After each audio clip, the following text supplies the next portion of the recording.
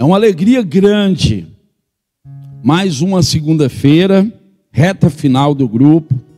Nós nos reunimos em torno da palavra de Deus e com alegria no coração, porque essa palavra de Deus é motivo de alegria para nós, sim ou não?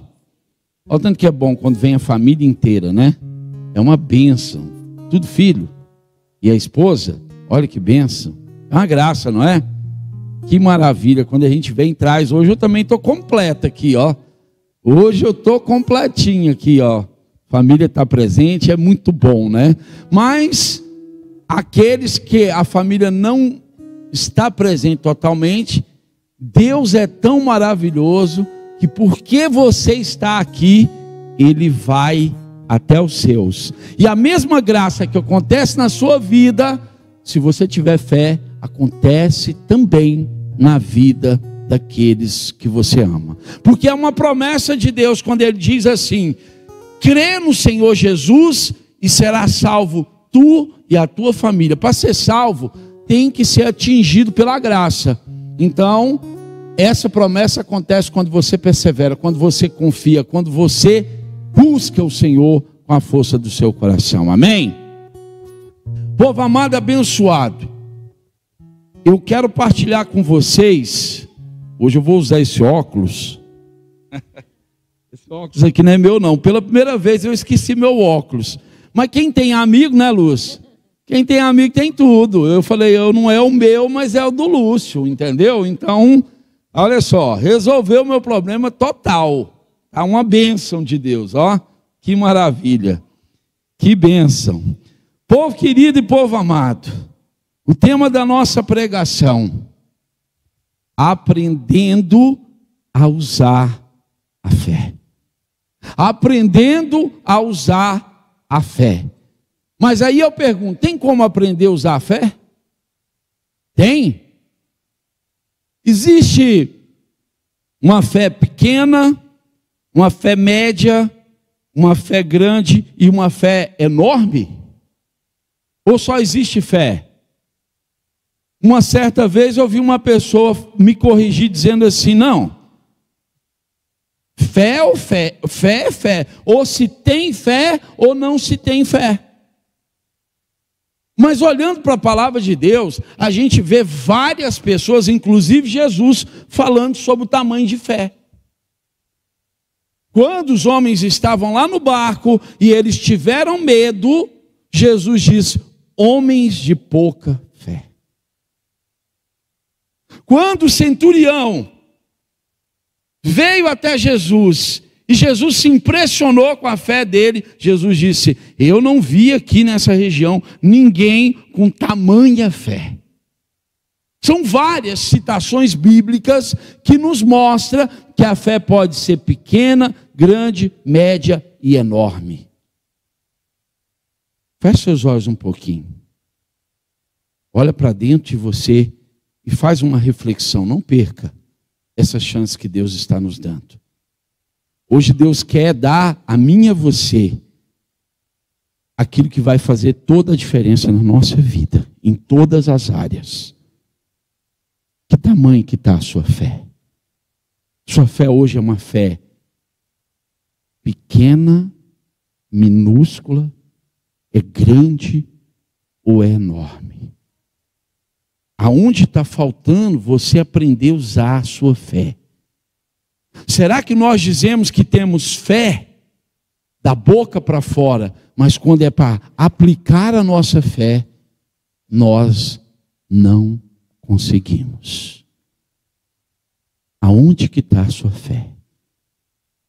Como você tem investido? Às vezes a gente investe na bolsa, a gente investe em imóveis, né, Fernando? A gente faz muitos investimentos. Mas de que maneira você tem investido na sua fé? E o que fazer hoje para que a sua fé seja do tamanho que Deus sonha para você? Amém? A primeira coisa que nós precisamos falar: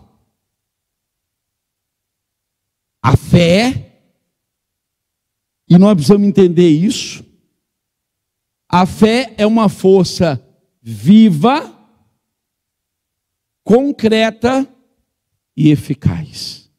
A fé é uma força viva, concreta e eficaz. A sua fé tem sido assim? Viva? Ou será que você está morto? Uma pessoa que vem para a igreja e quando vai rezar está meia morta. Isso será que está refletindo de que maneira também que está a sua fé? Porque eu consigo rezar se a minha fé não incendeia? Eu não consigo porque eu não acredito nem no que eu estou rezando. Será que eu acredito que cada vez que eu venho aqui nesse grupo de oração é um encontro pessoal com Jesus Cristo vivo? Vivo! É por isso que eu fico com tanto entusiasmo, é por isso que uma alegria inexplicável invade o meu coração, porque eu estou aqui encontrando, eu estou aqui me relacionando, eu estou aqui me enamorando de Jesus. É uma experiência com Jesus Cristo. É uma experiência com Jesus Cristo. Para que a partir dessa experiência a minha fé se torne viva, concreta e eficaz.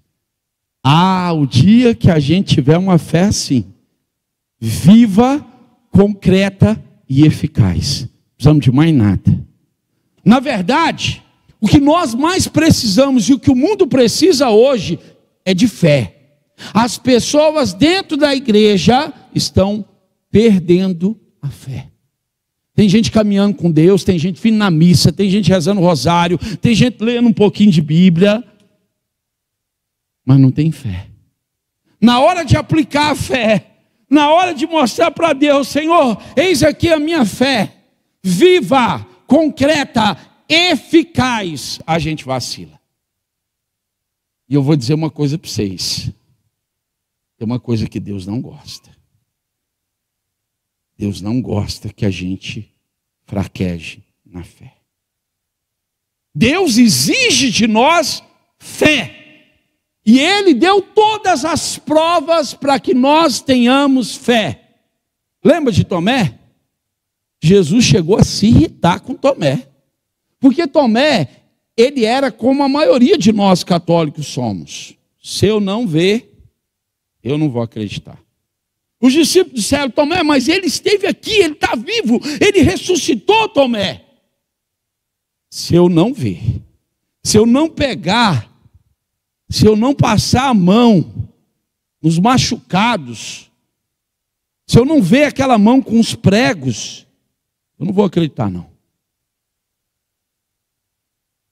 E Jesus praticamente se esconde de Tomé. Tomé fica batendo cabeça, porque quem não tem fé não se encontra com Jesus e não vê Jesus. Vir na igreja não significa que nós estamos vendo Jesus. Todo mundo que viu Jesus mudou de vida, prosperou espiritualmente, se tornou uma pessoa nova. E o desafio nosso aqui no grupo de oração é ver Jesus. E para ver Jesus é preciso abrir os olhos da fé. Eu não estou falando desse olho carnal, esse olho míope, porque para pregar precisa pegar o óculos do Lúcio.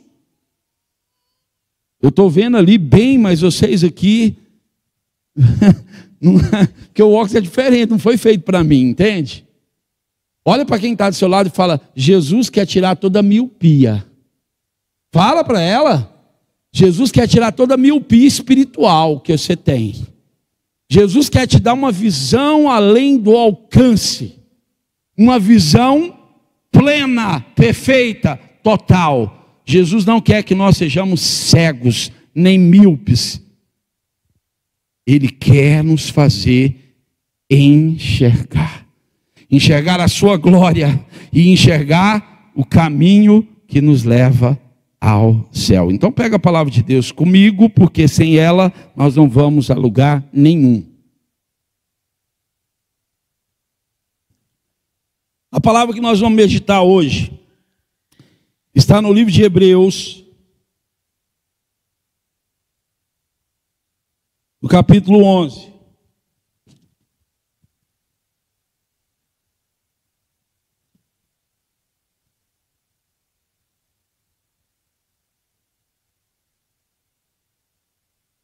Hebreus 11, no versículo 1. Hebreus 11, no versículo 1.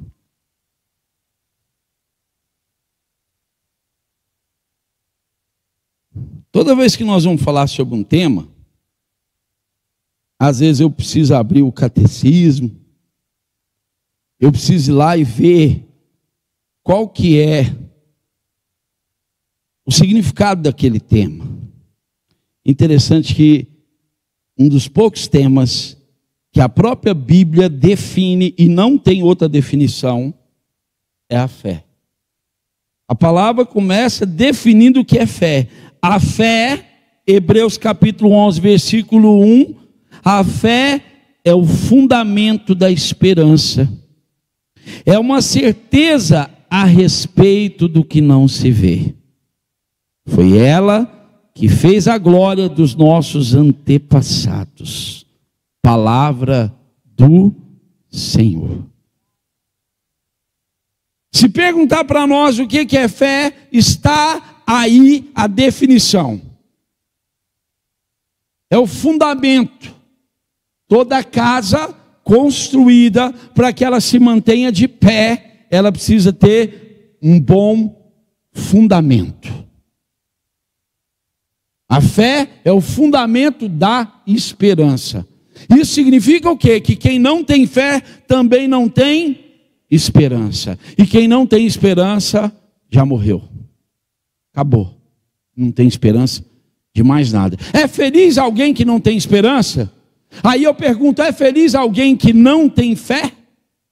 O mundo está entristecido, vazio, porque está perdendo a fé. Sérgio, mas nós podemos perder a fé?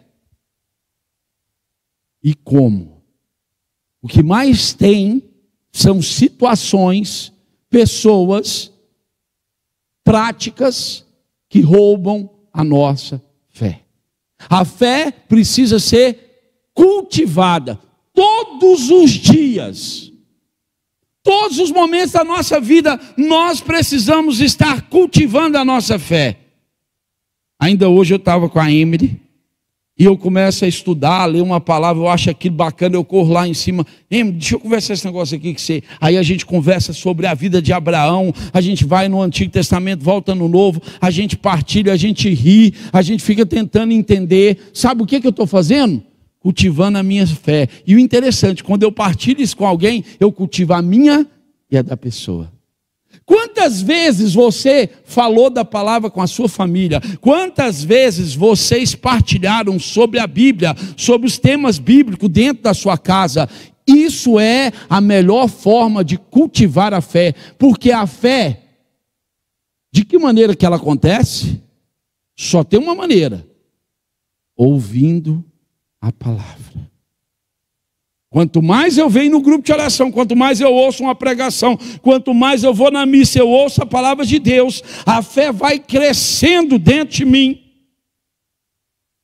E a fé, gente, ela nunca vai chegar a uma estatura X. Até o nosso último suspiro, a nossa fé está cada vez mais aumentando. Se nós investirmos nela. E a palavra então vai dizer para nós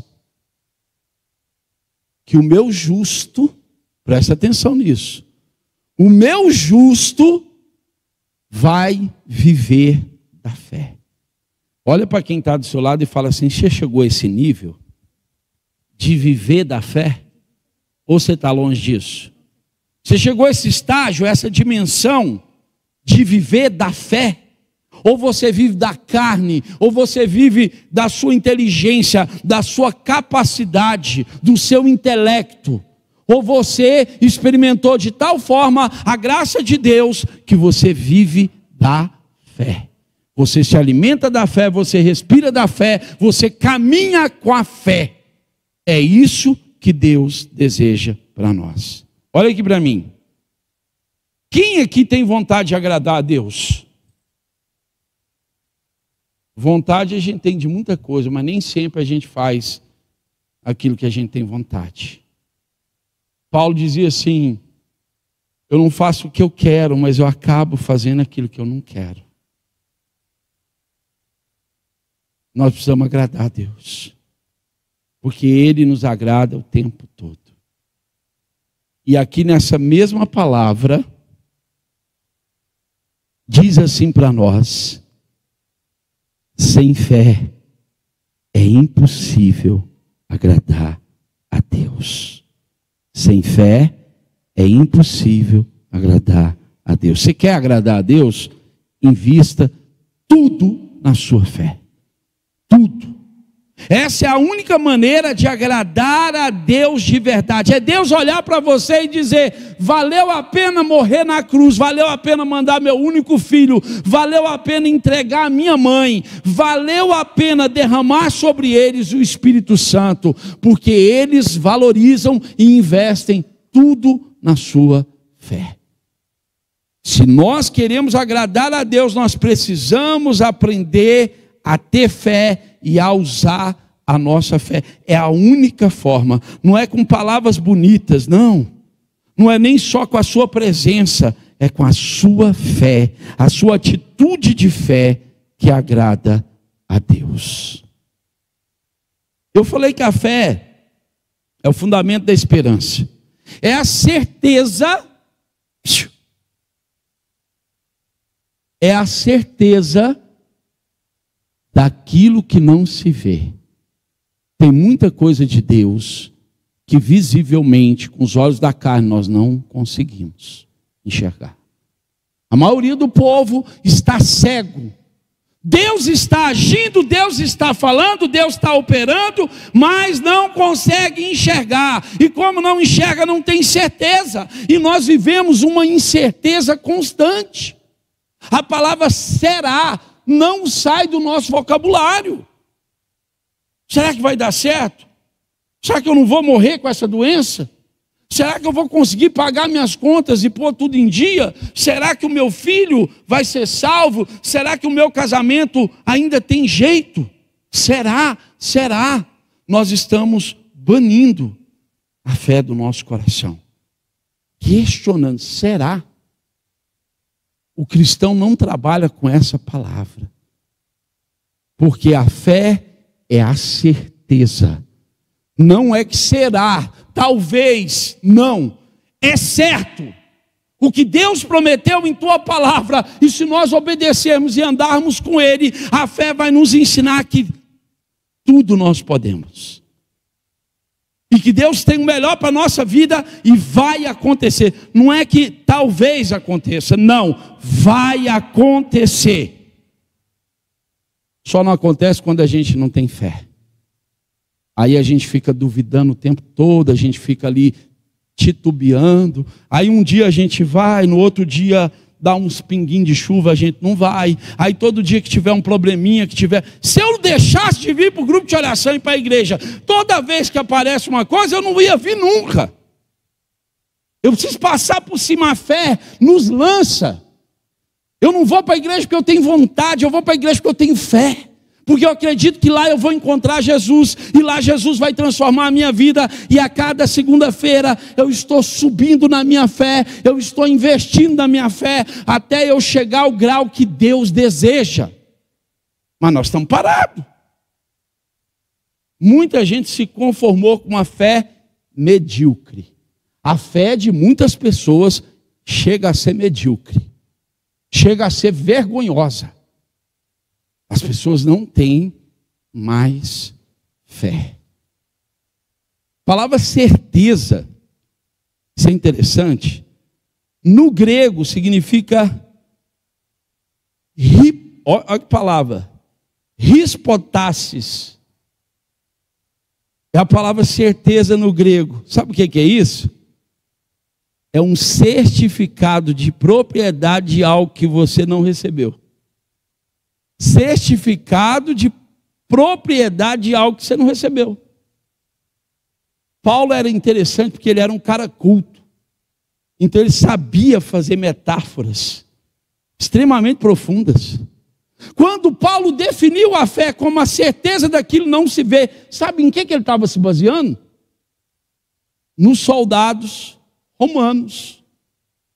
Um soldado romano, quando ele ia para a guerra, ele recebia um certificado. Esse certificado, se ele sobrevivesse à guerra e voltasse para sua casa, ele ia receber uma aposentadoria boa, terras, joias e bens, como recompensa de alguém que batalhou, de alguém que fez o seu melhor e que agora tem um respaldo. Quando Paulo faz essa comparação, ele está dizendo para nós que a fé é a certeza que nós estamos tomando posse de algo que ainda nem aconteceu na nossa vida. A fé é o sobrenatural. Nós queremos viver pelas coisas naturais. Uma criança chegou para um sábio e disse para ele assim: o que é o sobrenatural? O sábio coçou a cabeça e pensou: como é que eu vou explicar isso para uma criança? Aí, de maneira sábia, ele disse o seguinte: você está vendo aquele passarinho em cima do fio? A criança disse sim. Ele falou: isso não é sobrenatural.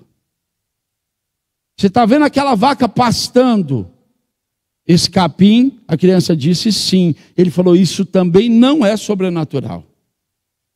Agora, o dia que você vê a vaca em cima do fio e o passarinho pastando, isso é sobrenatural. A fé é inexplicável. A fé confunde a inteligência desse mundo. Tanto é que quanto mais se adquire conhecimento, e eu não estou dizendo para não adquirir, mas na história da humanidade, os grandes filósofos perderam a fé.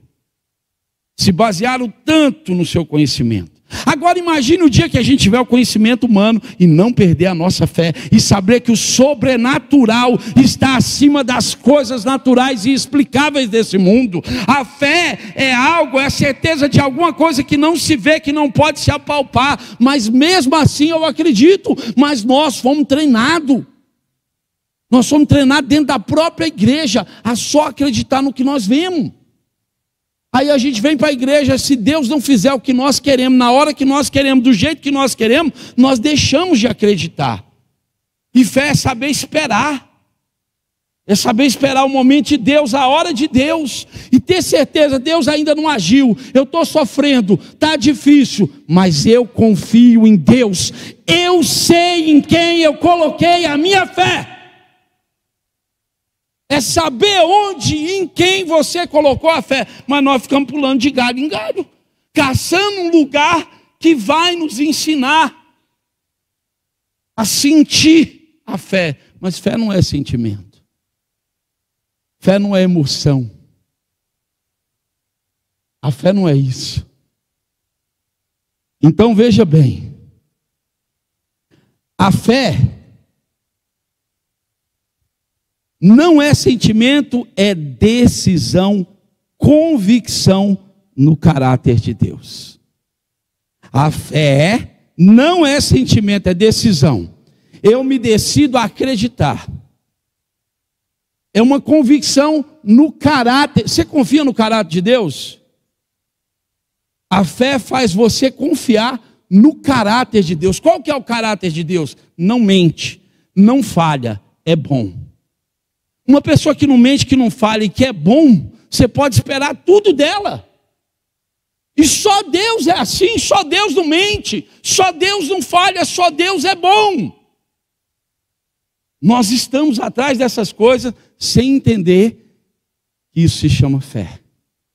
Nós estamos atrás de emoções, nós estamos atrás de preencher esse vazio nosso. Nós queremos as coisas, nós queremos as pessoas, nós queremos os aplausos, nós queremos a vaidade, nós queremos ser reconhecido, amado por todo mundo, nós não queremos problema nenhum nessa vida. E isso não tem nada a ver com fé. Veja bem, Eu quero falar um pouco sobre a fé de Paulo. Eu vou falar de algumas outras pessoas que tiveram fé na Bíblia. Aliás, teve uma pessoa que teve fé mais do que todo mundo. Mas eu quero começar por Paulo.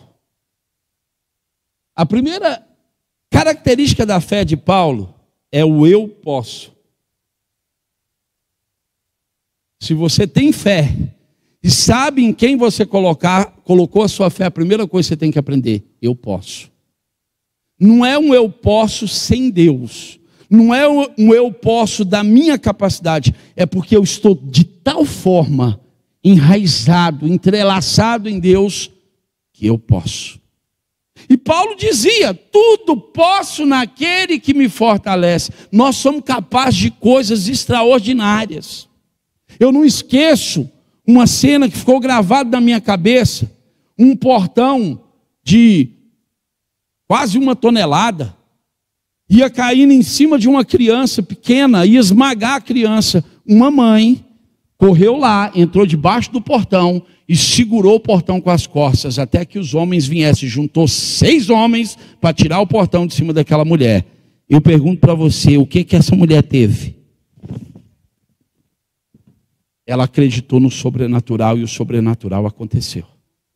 Sabe por que o sobrenatural não acontece na nossa vida? Porque a gente nem acredita. E como a gente não acredita, a gente não busca, a gente não vive pela fé. A gente não usa. A gente não sabe usar a nossa fé. Nós dizemos que tem, mas não aplicamos. É preciso pôr em prática. É preciso aplicar a fé. Então, a primeira coisa que Paulo nos ensina: eu posso. Se eu estiver em Deus, eu sou capaz de tudo. Eu posso. E aí Paulo vai dizer: tudo posso naquele... Vocês estão vivos, né, gente? Ainda estão, né? Vocês estão vivos aí? Tudo posso em quem? Qual que é a primeira característica da fé de Paulo? Eu posso. E Paulo pôde muita coisa. Em Deus, ele viu muita coisa acontecer. Olha para quem está do seu lado e pergunta assim: o que você já viu? Você já viu alguma coisa extraordinária, magnífica, sobrenatural? Ou você não viu nada até hoje? Se você não viu nada, meu irmão, tem alguma coisa errada na sua fé mesmo. Talvez você não goste que fale isso, mas tem que falar. Primeira característica da fé de Paulo: eu. Segunda, é possível. O que a Bíblia diz? Tudo é possível àquele que crê. Tudo. Absolutamente tudo. Não, algumas coisas, Sérgio, não. Tem coisa na minha vida aqui que não tem jeito. Tem pessoa que não muda, tem porta que não se abre, tem doença que não se cura. Talvez porque você ainda não aplicou a sua fé nisso. Tudo é possível. Tudo. Eu me lembro o dia que o doutor... Eu vou falar o nome dele, não tem problema? Pode? Minha mulher não deixa eu falar as coisas. Eu lembro um dia que o doutor fulano de tal olhou para mim e falou assim: ó, não tem solução para sua filha, vai morrer. Eu levantei, fui tomado pela fé e disse para ele: a última palavra na vida da minha filha não é sua, é de Deus. Eu não sei se você consegue entender isso. Naquela hora que eu apliquei a minha fé, foi ligado lá no céu, já começou a mudar as coisas. Quem tem fé, verbaliza a sua fé, declara no mundo espiritual. Isso tem poder, isso é autoridade espiritual. Eu declaro em nome de Jesus: isso não vai acontecer pela minha fé, Deus não vai permitir, eu vou buscar, eu vou lutar, esse milagre vai acontecer. Eu declarei, eu verbalizei a minha fé. No mundo espiritual, tudo que você joga no mundo espiritual pega. Quando você fala: não vai dar certo, não, o diabo vai lá e fala: não vai mesmo não, eu vou ajudar para que isso aconteça. Quando você fala: eu creio, você está dizendo que não, mas eu pela minha fé eu creio. Os anjos de Deus abraçam e levam lá para o altar de Deus, ele acredita. a gente não consegue entender como que aplica a fé. É possível. Eu posso e é possível. É possível por quê? Porque Deus está comigo. E aí tem uma coisa interessante. Paulo dizia na sua palavra assim: somos entregues à morte o dia todo. Somos tratados como gado destinado ao matadouro. Paulo está fazendo um raio-x da nossa vida nessa terra. Somos entregues à morte o dia todo. Somos tratados como gado destinado ao matadouro. A vida inteira eu mexi com isso. E é triste quando você vê o gado. O gado está alegrinho lá na fazenda, quando ele entra no caminhão, bate uma tristeza no gado. Quem é de roça, você sente o peso. Você chega no frigorífico, no matador, o clima está pesado. O gado está olhando, sabendo que vai morrer. E é desse jeito que nós somos tratados nesse mundo. Só que Paulo vem e lança uma palavra de fé sobrenatural. Mas em todas essas coisas, somos mais que vencedores. E aqui eu vou falar de uma coisa que você nunca parou para pensar. Por que ele não falou assim, em todas essas coisas? Ele podia ter falado. Paulo parece que tem hora que é um pouco exagerado. Esse povo de igreja, eles são meio exagerados, né, gente? Meio doido, não sei por quê. Porque a fé é uma coisa sobrenatural, então todo mundo que tem fé fica meio biruta. O mundo é meio biruta. Por que Paulo não falou assim, em todas essas coisas somos vencedores, basta. Existe uma diferença entre um vencedor e um mais que vencedor? Tem? Qual que é, irmã?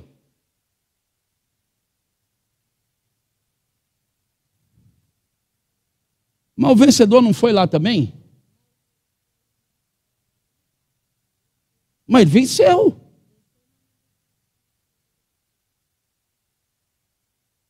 Quase isso. Mas não é isso ainda.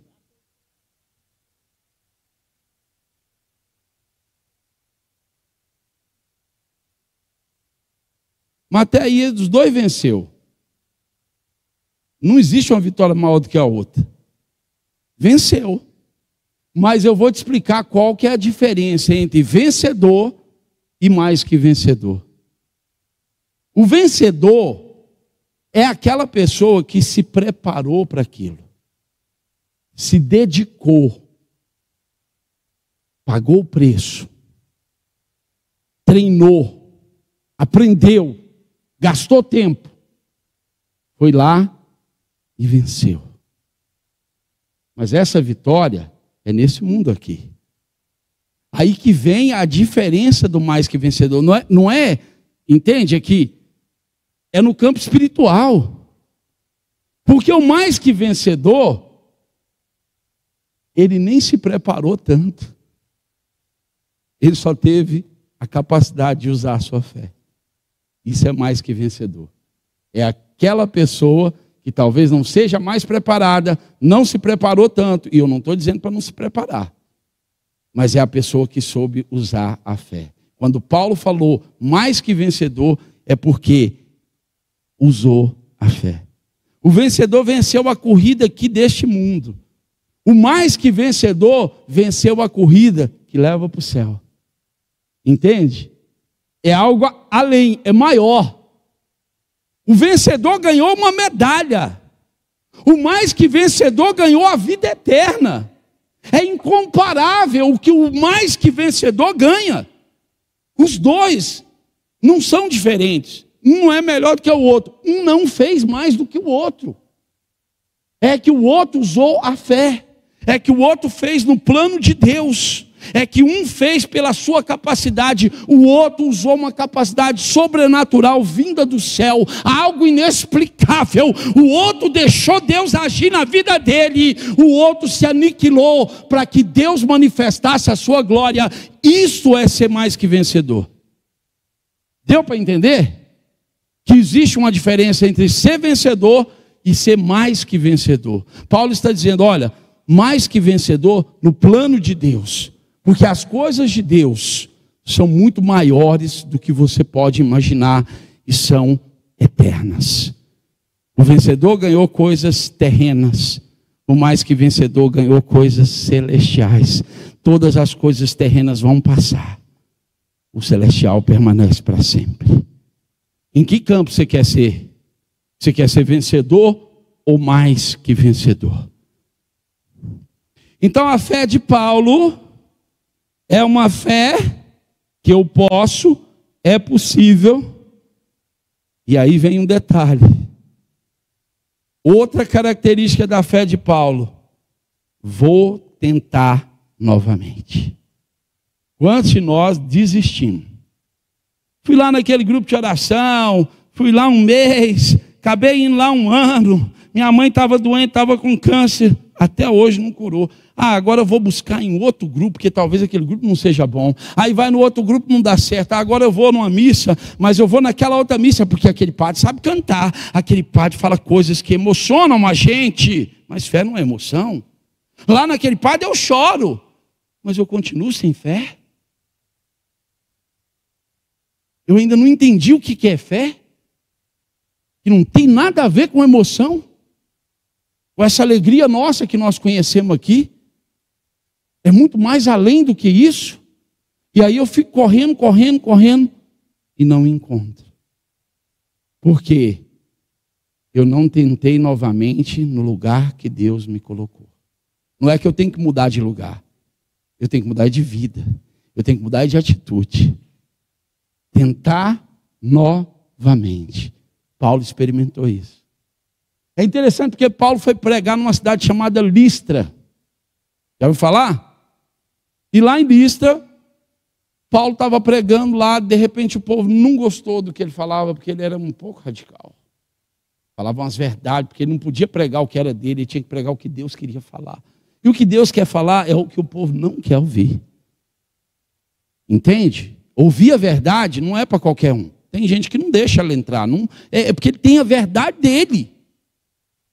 E aí tudo que alguém falar, ele vai achar que é da cabeça da pessoa. E não vai entender que é Deus falando.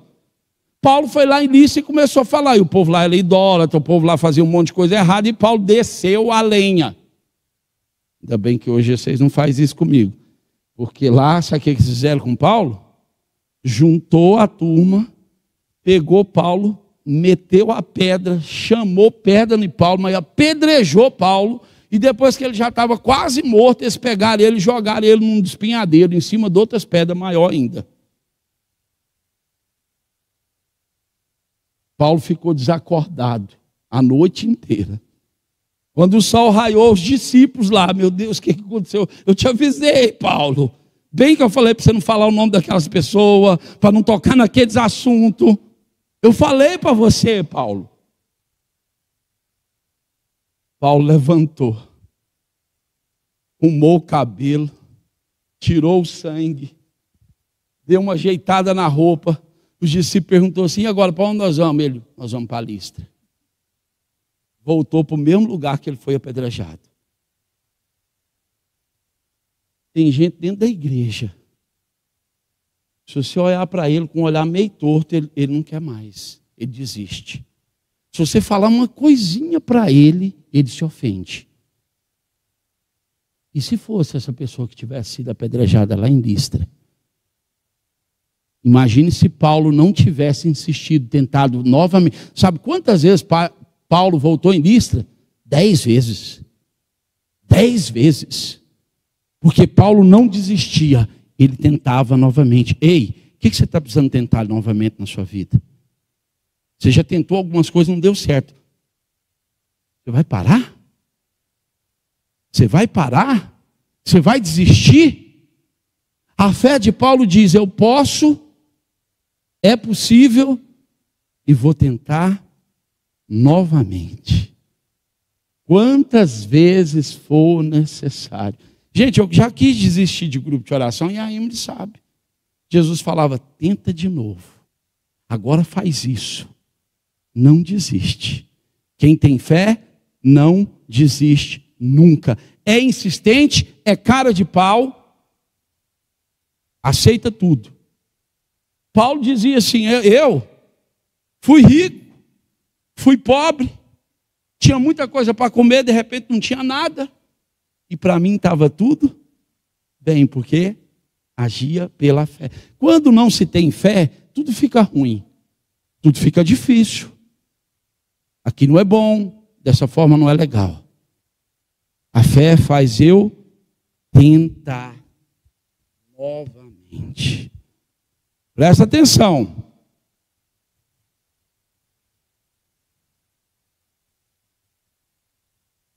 Aprender a usar a fé é viver não pelas circunstâncias, mas pela promessa. Imagina se eu vivesse pelas circunstâncias. Aí vem umas dívidas, e eu estou tentando pagar, eu estou correndo, eu estou trabalhando, não paga. E aí parece que as dívidas aumentam. É a circunstância. Mas existe uma promessa: buscai a Deus em primeiro lugar, o seu reino e a sua justiça, e o resto vai ser te dado por acréscimo.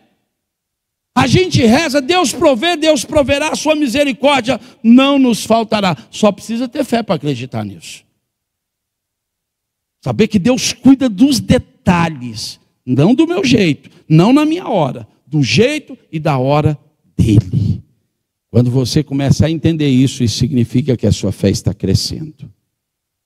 Veja bem, a fé é o que nos sustenta no invisível, no impossível e no silêncio de Deus. Ô Sérgio, mas Deus silencia muito. Deus fala muito pouco. E nós já somos bem ruins para escutar. Então fica difícil essa relação, né, irmã? Ele fala pouco e nós é surdo. Entende? Aí a gente fica... O barata voa. O cristão barata voa. Parece que Deus não fala e eu não escuto. Quem já ouviu a voz de Deus aqui? Quantas vezes você parou para ouvir a voz de Deus na hora de tomar uma decisão, na hora de mudar de uma cidade, na hora de largar o marido, na hora de trair a mulher, na hora de encher a cara de bebida? Você já parou para pensar e ouvir Deus? O que o senhor acha disso? A gente vai lá e faz. A gente não pergunta para Deus, a gente não ouve a Deus. Na hora de fechar um negócio, tem que ouvir a Deus. Eu, na hora de fechar um negócio, eu ouço a Deus e depois ainda converso com a mulher. Porque às vezes Deus vai falar comigo na voz dela. Entende? E se eu tiver fé, eu vou pegar. Opa, isso aqui Caim falou, não é dela. Sabe quando a pessoa fala e você percebe que não foi ela que falou? Só consegue ver isso quem tem fé. Olha para quem está do seu lado e fala, barata voa, não prospera, irmão. Tem que ouvir a Deus e tem que ter fé na voz de Deus. Amém? Olha só.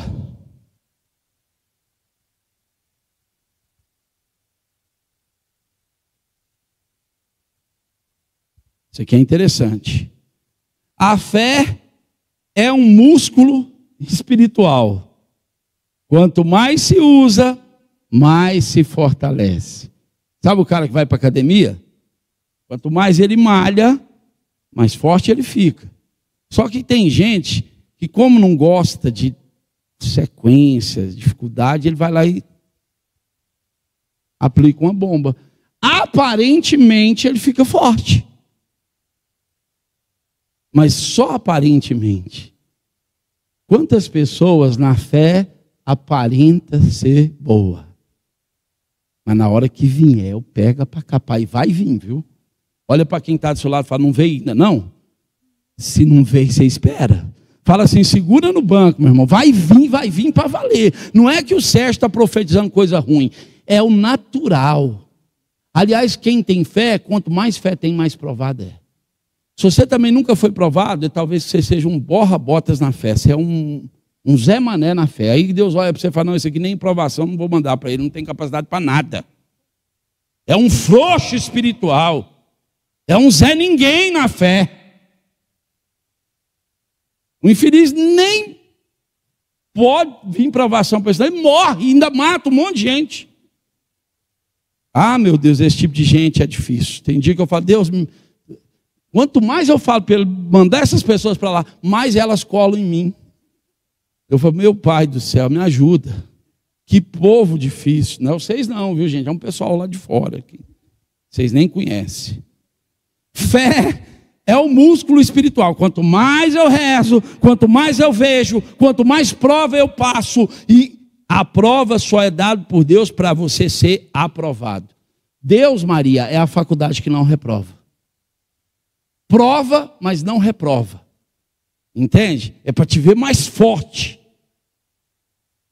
Na faculdade você estuda a faculdade. Vamos ver se está bom mesmo. Mete uma prova. Você está querendo ir para o céu, está caminhando com Deus, está fazendo parte do grupo de oração. Vamos ver se está mesmo. Vou permitir uma tribulação. Porque sou ruim? Não, porque amo e quero ver você avançar na fé. Porque Deus não quer ver ninguém estacionado na fé. E é por isso que Ele vai mandando as provas. Vai permitindo as provas. Umas Ele manda, outras Ele permite. Muitos cristãos têm fé parada, guardada na teoria. O Senhor nos chama hoje a ativar.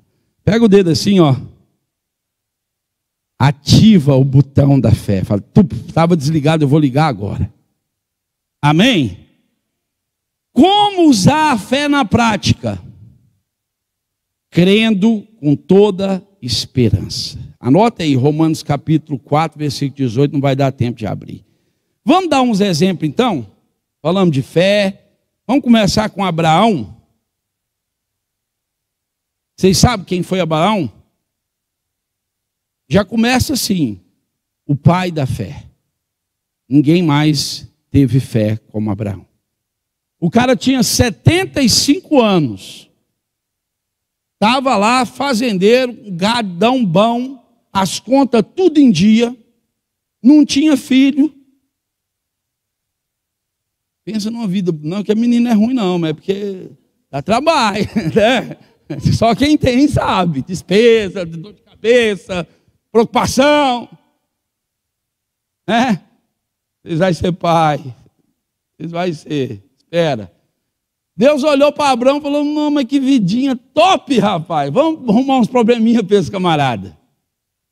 Primeira coisa que eu vou arrumar para ele é um menino, para ele ver o que é bom. 75 anos, tudo em dia, tudo maravilhoso. O cara era rico, tudo certinho na vida dele. Se dava bem no casamento, tinha uma velhinha bacana também. E Deus falou, larga tudo. Larga sua terra. Larga esse lugar, desapega de tudo. E vai para uma terra. De ti farei uma grande nação. Como? 75 anos? Abraão sai daquela terra. Não é que Abraão falou assim, Deus, espera aí que eu vou consultar minha esposa. Os homens banana, viu? E quando Deus constitui um homem, e eu vou falar para vocês, ontem eu fui assistir, esse final de semana eu fui assistir uma série, eu fiquei bobo de ver como é que o feminismo está atuando agora, até no cinema. Eu assisti uma série, eu já tinha assistido a história do Lampião, mas eu falei, esse Lampião aí não é o que eu vi lá atrás, não. Até o Lampião virou banana. Porque agora a Maria Bonita é que manda, meu irmão, nessa nova série. A Maria Bonita é a mulher. Ela manda, desmanda, o Lampião fica tossindo o tempo todo. Uma tosse que não acaba nunca. E não faz nada e não toma decisão nenhuma. Um banana. O trem está feio, viu, gente? Cuidado, viu? E eu vou falar uma coisa para as mulheres que estão aqui, vocês não vão gostar. Mas o sonho de toda mulher é ter um banana dentro de casa, para depois sentar o pé na bunda dele. Vocês falam que não, mas mulher gosta de banana, porque todo homem banana, quem manda em casa é quem? A mulher. Quem dá a dica dos filhos é quem? A mulher está governando, gente. Eu sou machista? Não. Eu só sou a favor da lei de Deus. Deus constituiu o homem cabeça, então vocês não mexem no que Deus fez não, gente. Se você tiver um marido banana, que não é o seu caso, faz ele virar um homem, porque senão vai dar problema. O problema maior depois quem vai colher é você. O Lampião virou banana. Eu quase que eu não terminei de assistir a série. Eu falei, esse Lampiãozinho velho, sem vergonha. Eu vim assistir um Lampião, gente. Aí o Lampião banana. Assiste, depois vocês vão ver o que eu estou falando. Mas voltando aqui para a palavra, porque... O que eu estava falando mesmo? Abraão. Abraão não era banana. Ele não perguntou para a mulher dele. Eu pergunto para minha esposa quando é uma decisão humana aqui. Aí eu pergunto para ela, quando Deus fala, meu filho, não tem conversa nem com a esposa. Quando Deus fala, você obedece. Aí o homem banana, Deus fala, pega a tua parentela, pega, vou ver que a minha mulher não deixou. O que seria de nós se Abraão fosse banana? Ele largou tudo com 75 anos e foi. E Deus fez uma promessa esquisita. Com 75 anos, a mulher estéril, Deus promete um filho. Ele até põe o nome no filho de Isaac, que é o filho da promessa. Deus dá a Sara um filho com 92 anos. Uma velha de 92 anos engravida. Deus é tremendo, né, gente?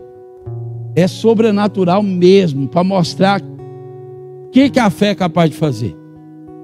A Sara só precisou de uma coisa, a fé. No início, ela duvidou e botou o marido para deitar. Aí começou a querer entrar o espírito de banana no Abraão. Olha o que o espírito de banana faz. Quando ele foi um bananinha, um pouquinho que ele deixou, a tentação da banana veio nele. Ele ficou com a escrava, teve um filho. Deus falou, não é esse não, jumento. Larga a mão de ser banana, que eu prometo, eu faço. O filho é com a sua mulher, rapaz. Vocês sabem, eu não vou contar aqui o que aconteceu com esse filho. O problema que deu no mundo até hoje, por causa do que o homem banana faz nesse mundo. E a mulher abacaxi, né? É aquela coisa difícil de descascar. É a mulher abacaxi. Mas quando Abraão voltou os ouvidos para Deus e aplicou a sua fé, Sara com 92 anos ficou grávida. Deu à luz a Isaac. Abraão se apaixonou pelo filho. E aqui eu quero te dizer uma coisa. Não se apegue a nada nem ninguém. Nós somos apegados demais. Quando Deus viu que Abraão estava muito apegado no filho, e o filho começou a ocupar o lugar de Deus na vida de Abraão, Deus chamou Abraão e falou, sacrifica teu filho. Olha a fé desse homem. E eu estudando sobre isso, eu ficava pensando, o que passou na cabeça de Abraão? Tudo que aconteceu, saiu da terra dele, deu um filho, agora Deus manda matar o filho. Sabe qual que foi a fé de Abraão? Eu vou sacrificar o menino, porque eu acredito tanto em Deus, que eu sei que Deus é capaz até de ressuscitar esse menino de novo. Abraão, pela sua fé, entendia que quando Deus dá uma coisa, Deus não toma. Abraão, pela tua fé, entendeu que quando Deus manda fazer uma coisa, por mais difícil que seja, Ele está com você e aquilo é o melhor.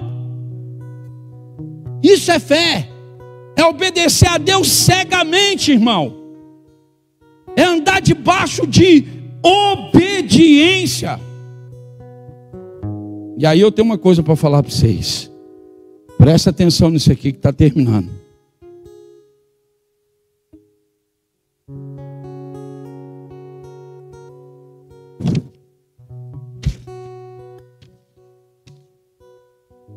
Fé. Essa fé da obediência de Abraão, ela diz respeito a confiar, obedecer e perseverar. Só se tem fé quem confia, quem obedece e quem persevera. Essas três coisas, eu vejo que o mais difícil para o povo de Deus chama-se perseverar. Qualquer coisa nos tira da presença do Senhor e rouba a nossa fé. Abraão teve Isaac. Deus pediu para sacrificar. Quando Abraão estava para cometer o assassinato do próprio filho, quando ele levou a mão, Deus viu, o cara tem fé. O anjo do Senhor segurou na mão e disse, Abraão, não precisa fazer isso. A tua fé agradou o teu Deus. As bênçãos vieram na vida de Abraão, porque Deus provou ele e viu que ele era capaz de qualquer coisa por Jesus, por Deus. Você é capaz de qualquer coisa ou você abre mão de Deus por qualquer besteira na vida? Essa é a fé que Deus quer que eu e você tenha. Lembra do centurião que eu falei aqui? O centurião vem de centurion, que é um comandante do exército romano, que é responsável por 100 homens. O centurião tinha o controle de 100 homens. E na casa dele ele tinha um servo que ele gostava muito. E a Bíblia diz que ele era um homem justo. Porque todo mundo que tem fé é justo e é piedoso. O centurião tinha um servo que estava paralítico e morrendo pela doença. E ele vai até Jesus. E quando ele chega para Jesus, ele não era judeu. Ele não tinha experiência religiosa. Aqui diz alguma coisa, hein? Nem sempre quem tem fé é religioso. A fé não está ligada à religião só. O centurião chegou em Jesus e disse: Senhor, eu tenho um servo lá, e eu queria que o Senhor curasse ele.